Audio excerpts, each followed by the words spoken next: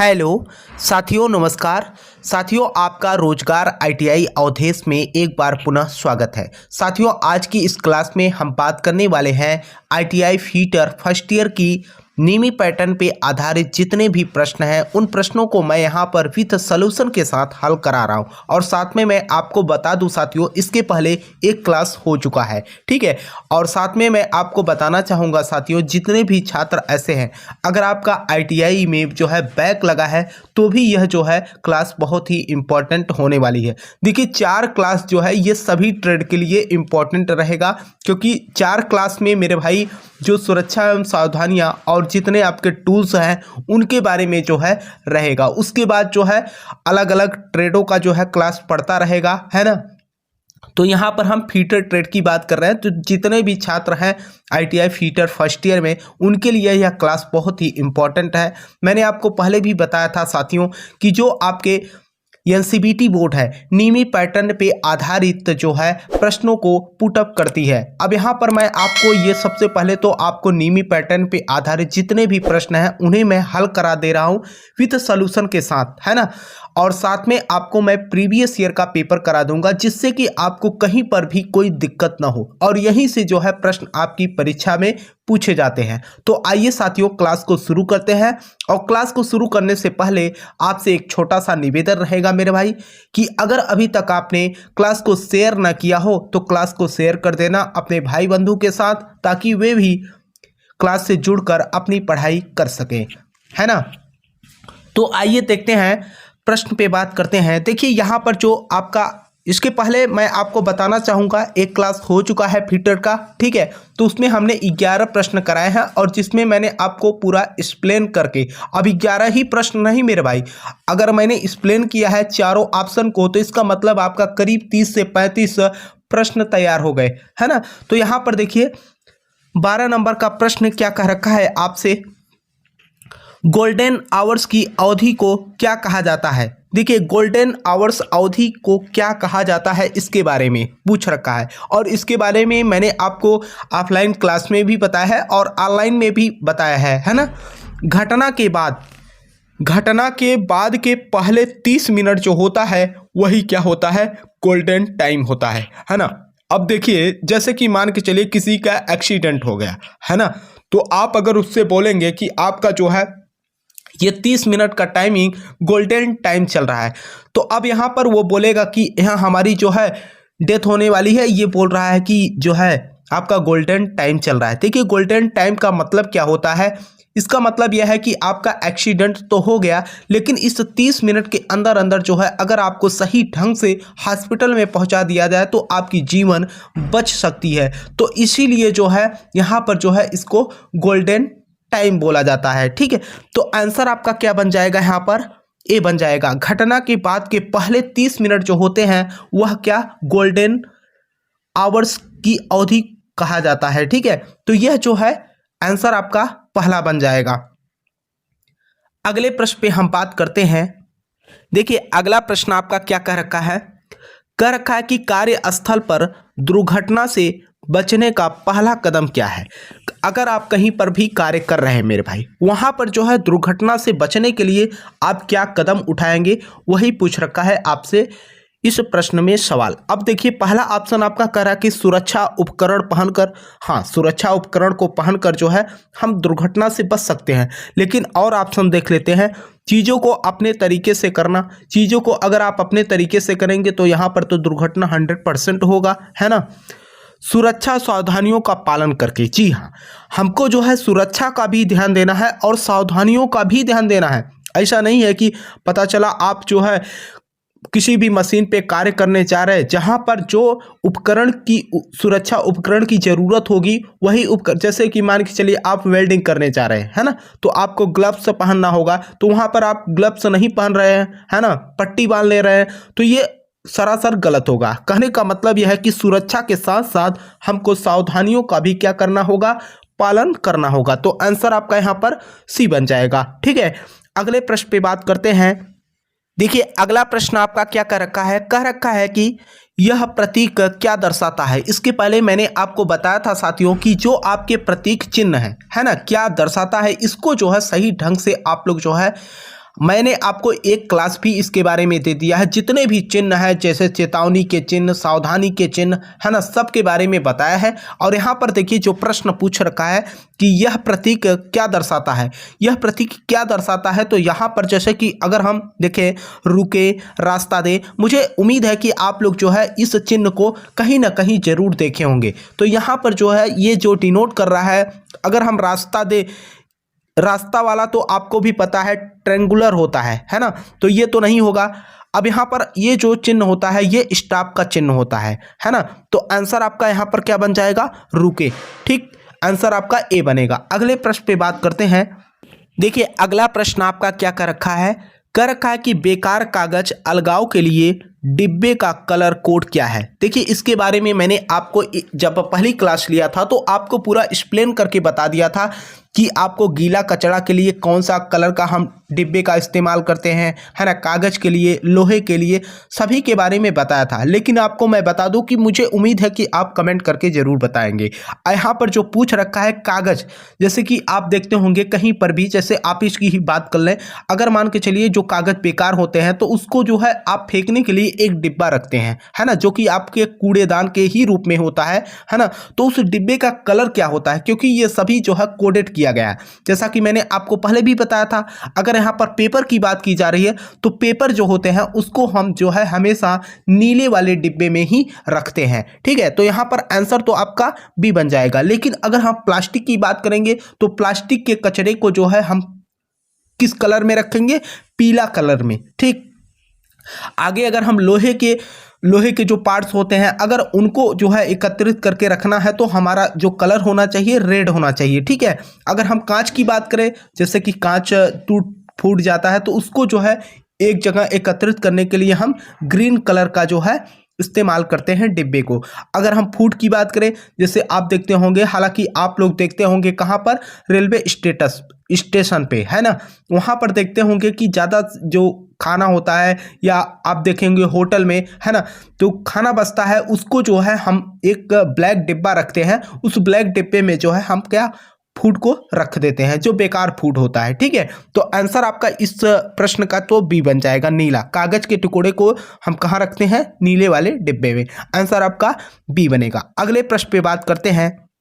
देखिए अगला प्रश्न, पहले तो इस प्रश्न को आप देख लीजिए, उसके बाद हम आपको रोड मैप दिखाते हैं। यह रोड साइन किस तरह का है, यह प्रश्न समझिएगा, यह रोड साइन किस तरह का है। अब देखिए ड्राइंग, अब यहाँ पर देख सकते हैं मेरे भाई, ये जो रोड मैप दिखाया गया है ना, ये रोड मैप क्या डिनोट कर रहा है और ये क्या दिखाने का काम कर रहा है। देखिए अगर हम बात करें, आप लोग देखते होंगे कभी कभी आप लोग जो है किसी रास्ते का जो है मैप लेते हैं कि हाँ क्या डायरेक्शन है, कैसे हमको जाना है। जैसे यहाँ पर देखिए आपको एक मैप दे दिया गया है और इस मैप के अकॉर्डिंग आपसे पूछा गया है कि ये क्या डिनोट कर रहा है। सीधे तौर पे अगर हम बात करें मेरे भाई, तो ये क्या डिनोट कर रहा है, ये ड्राइंग आपको क्या कर रहा है, सूचना दे रहा है। यानी कि अगर हम बात करें तो ये सूचना चिन्ह के अंतर्गत आएंगे। अगर हम ऑप्शन की बात कर लें तो यहाँ पर देखिए पुलिस सिग्नल भी है, सावधानी का संकेत भी है, अनिवार्य संकेत भी है। तो लेकिन ये क्या होता है, हमें सूचना देने का काम कर रहा है। तो आंसर आपका सूचना का चिन्ह हो जाएगा। ठीक है, आंसर आपका डी बनेगा। ठीक, देखिए यहाँ पर अगला प्रश्न आपका क्या कर रखा है, कि ज्वलनशील और बहने वाले तरल आग के लिए किस अग्निशामक यंत्र का उपयोग किया जाता है। अब यहाँ पर बहने वाले तरल आग के लिए मतलब यह है कि ये कुल मिलाकर अगर हम बात करें तो ये आयल की बात कर रहा है। जैसे पेट्रोल डीजल में जो लगी आग होती है, इसको हम बुझाने के लिए फोम वाला इस्तेमाल करते हैं। लेकिन अगर हम हेलान विधि की बात करें तो हेलान विधि जो होता है, आपकी जो इलेक्ट्रिक में अगर आग लग जाती है शॉर्ट सर्किट से, तो वहाँ पर हम हेलान का इस्तेमाल करते हैं। अगर हम ट्राई पाउडर की बात करें तो ये जो है जब गैस में आग लगती है तो वहाँ पर हम इसका इस्तेमाल करते हैं। तो ये आंसर आपका क्या हो जाएगा, फोम वाला हो जाएगा। तो ऑप्शन आपका ए बन जाएगा। ठीक है, अगले प्रश्न पे बात करते हैं। देखिए अगला प्रश्न आपका क्या कह रखा है कि प्राथमिक चिकित्सा के ABC में ए क्या दर्शाता है। ध्यान दीजिएगा, जो कह रखा है कि प्राथमिक चिकित्सा के ABC में ए क्या दर्शाता है, इसके बारे में पूछ रखा है। तो यहाँ पर मैं आपको पहले तो ऑप्शन दिखा देता हूँ कि क्या क्या ऑप्शन आपको दिख रहा है। देखिए यहाँ पर पहला जो ऑप्शन है आपका ए कह रखा है एयरवे मतलब ए को जो डिनोट किया जाएगा उसे हम एयरवे कहेंगे या अटेंशन कहेंगे, है ना। या अगर हम अटेंशन की बात करें मेरे भाई कि कुल मिलाकर ब्रीदिंग यानी कि सांस लेना, ठीक है। जैसे कभी कभी आप देखते होंगे किसी का एक्सीडेंट हो जाता है तो हम क्या करते हैं, मान के चलिए उसको सांस लेने में तकलीफ हो रही है, कहने का मतलब है कि ऑक्सीजन की कमी होती है, तो हम क्या करते हैं अपने मुंह से जो है उसको सांस लेने का प्रयास करते हैं। तो इसमें क्या होगा कि ऑक्सीजन की मात्रा जब जाएगी तो उस आदमी के फेफड़े तक पहुंचेगा, है ना, क्योंकि जब ऑक्सीजन की कमी होती है तभी जो है उनको घबराहट होता है, ठीक। तो यहाँ पर जो है इस तरीके से भी हम कर सकते हैं, ब्रीदिंग से चेक कर सकते हैं कि हाँ इनकी ब्रीदिंग चल रही है कि नहीं, सांस लेना, है ना। और सर्कुलेशन से, सर्कुलेशन का मतलब यह है कि जैसे आप लोग देखते होंगे, है ना, अगर हम सी ऑप्शन की बात करें तो, है ना, तो इसमें क्या होता है कि जैसे कि आप जब कभी भी डॉक्टर के हाथ चेक कराते हो तो वो क्या करता है आपके नस को चेक करता है ना, तो वहाँ पर सर्कुलेशन को चेक करता है कि आपका ये चल रहा है कि नहीं, ठीक है। तो यहाँ पर ऑप्शन जो पूछ रखा है आपसे ए का पूछ रखा है, तो यहाँ पर आंसर आपका एयर वे हो जाएगा, ठीक है, आंसर आपका ए बन जाएगा। अगले प्रश्न पे बात करते हैं। तो देखिए अगला प्रश्न आपका क्या कर रखा है कि जैविक कंपाउंड्स में मटेरियल को तोड़ने की प्रक्रिया क्या है जिसे खाद के रूप में इस्तेमाल किया जा सकता है। अब देखिए ये प्रश्न तो हमारे हिसाब से आप समझ गए होंगे, है ना, कि ये क्या कह रखा है।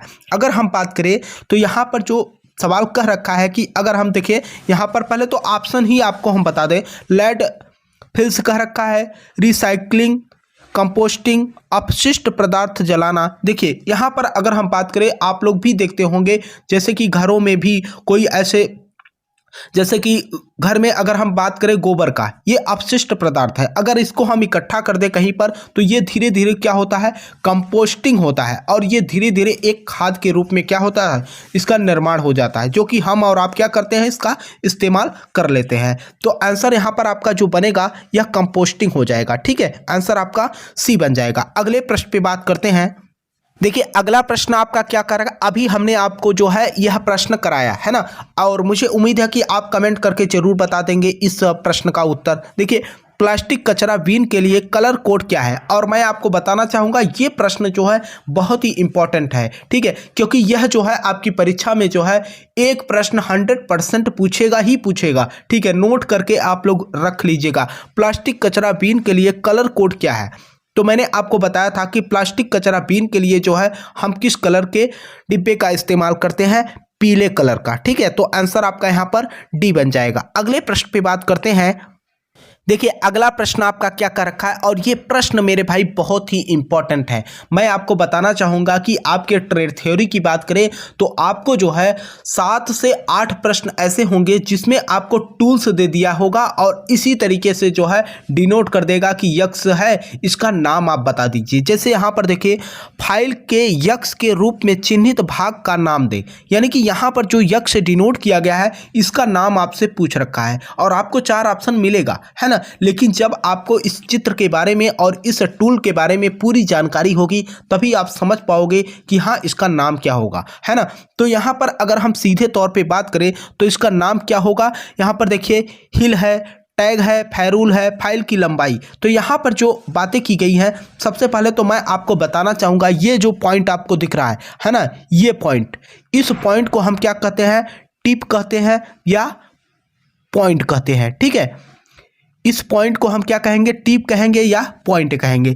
अगर हम साइड की बात करें तो जिसमें आपकी जो है, जिसके ऊपर टीथ कटे हैं, ये इसको हम क्या बोलते हैं, साइड बोलते हैं, ठीक है। अगर हम एज की बात करें तो ये जो आप देख रहे हैं ना कोना, इसको हम एज बोलते हैं, ठीक।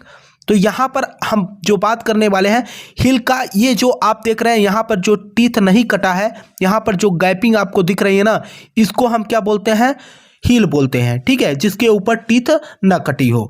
अब यहाँ पर जो आपसे पूछ रखा है, अगर हम बात करें तो यहाँ पर ये पूछ रखा है, ये जो होता है आपका टैग होता है, और यहाँ पर देख रहे हैं ये फेरूल है, क्या है, फेरूल है। अब फेरूल का काम क्या होता है, कभी कभी आपकी परीक्षा में पूछ लेता है कि जो हमारा फेरूल होता है, ये जो आपका हैंडल दिख रहा है ना, इस हैंडल को फटने से बचने के लिए हम क्या करते हैं, फेरूल का इस्तेमाल कर लेते हैं, ठीक है। तो आंसर यक्स क्या हो जाएगा आपका, यहाँ पर टैग हो जाएगा, आंसर आपका बी हो जाएगा, ठीक।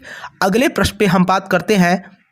देखिए अगला प्रश्न आपका क्या कर रखा है, कह रखा है कि एक ट्राई स्क्वायर का उपयोग क्या है। जैसे आप लोग अपने वर्कशॉप में देखा होगा, ट्राई स्क्वायर की अगर हम आकृति की बात करें मेरे भाई, तो इस तरीके का होता है। ठीक है, अब ये जो आपका ट्राई स्क्वायर होता है ना, इस तरीके से आपको ट्राई स्क्वायर अपने वर्कशॉप में देखने को मिलेगा, है ना। तो ये जो आपका भाग होता है ये तो आपका ब्लेड होता है। ठीक है, ये आपका ब्लेड होता है। ठीक है, लेकिन ये जो है आपका स्टॉक होता है। क्या?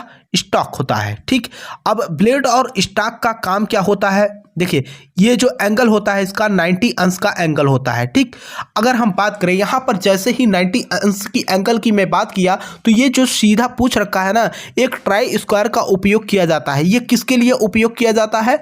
ये जो है समकोण की जांच करने के लिए हम क्या करते हैं, इस ट्राई स्क्वायर का इस्तेमाल करते हैं, जो कि आपके वर्कशॉप में देखने को मिलेगा, है ना। तो ये रहा आप लोगों की आज की क्लास। ठीक है, देखिए मेरे भाई, मैं अभी जो है आप लोगों को इसलिए जो है 10-10 प्रश्न करा रहा हूं, क्योंकि आप लोग जो है इस मेथड को समझने का प्रयास कीजिए कि नीमी पैटर्न पे जो प्रश्न है उनको जो है मैं आपको यहाँ पर एक्सप्लेन करके बता रहा हूँ। आपको मैं बता दूं कि कोई भी आपको इस तरीके से नीमी पैटर्न को एक्सप्लेन करके नहीं बताएगा। ठीक है, तो मैं आपको बता दूं साथियों, जितने भी छात्र ऐसे हैं, अगर आपका ITI फर्स्ट ईयर में बैक लगा हो, है ना, और चाहे आपका जो है ITI फर्स्ट ईयर के आप स्टूडेंट हो, आपके लिए जो है यह क्लास बहुत ही इंपॉर्टेंट है, क्योंकि मैं नीमी पैटर्न पे आधारित जितने भी प्रश्न हैं यहाँ पर कंप्लीट कराने के बाद जो है आपको यहाँ पर मैं आपको प्रीवियस ईयर के जो पेपर हैं उनको भी हल कराऊंगा। ठीक है, तो मुझे आशा है साथियों कि आपको यह क्लास पसंद आई होगी। जो भी साथी चैनल पे पहली बार हो, चैनल को सब्सक्राइब कर लेना मेरे भाई, ताकि आपको ITI से रिलेटेड हर अपडेट और ITI की हर क्लास की जानकारी मिल सके। और आप लोगों से कहना चाहूँगा, जो भी साथी टेलीग्राम चैनल पे न जुड़े हों, रोजगार ITI अवधेश के नाम से है, उस टेलीग्राम चैनल को भी आप लोग ज्वाइन कर लीजिएगा, ताकि यहाँ पर जो क्लास हो और इस क्लास का PDF आपको वहाँ पर मिल सके। ठीक है, तब तक के लिए आपसे मिलते हैं नेक्स्ट वीडियो में। तब तक के लिए जय हिंद, जय भारत।